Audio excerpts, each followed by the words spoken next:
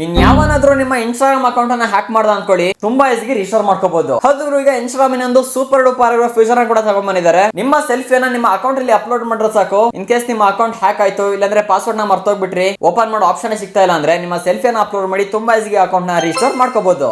ಹೇಗೇನೆ ತಿಳಿಸ್ಕೊಡ್ತೀನಿ ಇವರು. ಅದಕ್ಕಿಂತ ಮುಂಚೆ ಅಕೌಂಟ್ ಅನ್ನ ಫಾಲೋ ಮಾಡ್ತಿಲ್ಲ ಅಂದ್ರೆ ಈಗಲೇ ಫಾಲೋ ಮಾಡಿ. ಜಸ್ಟ್ ಫಾಲೋ ಮಾಡಿದ್ರೆ ಸಾಕು, ಇದೇ ರೀತಿ ಇನ್ಫಾರ್ಮೇಶನ್ ಗಳನ್ನ ಫ್ರೀಗೆ ತಿಳ್ಕೊಳ್ತಾ ಇರಬಹುದು. ಹಾಗೂ ಇನ್ಸ್ಟಾ ಯೂಸ್ ಮಾಡೋ ಪ್ರತಿಯೊಬ್ಬರಿಗೂ ಈ ರೀಲ್ ನ ಮಿಸ್ ಮಾಡದೆ ಶೇರ್ ಮಾಡ್ಬಿಡಿ. ಸಿಂಪಲ್ ಗೆ ನಿಮ್ಮ ಇನ್ಸ್ಟಾ ಅಕೌಂಟ್ ಅನ್ನ ಓಪನ್ ಮಾಡ್ಕೊಂಡು ಇಲ್ಲಿ ಪ್ರೊಫೈಲ್ ಐಕಾನ್ ಮೇಲೆ ಕ್ಲಿಕ್ ಮಾಡ್ಕೊಳ್ಳಿ. ಅದಾದ್ಮೇಲೆ ಮೇಲ್ಗಡೆ 3 ಲೈನ್ ಕಾಣ್ತಲ್ಲ ಅದ್ರ ಮೇಲೆ ಕ್ಲಿಕ್ ಮಾಡಿ.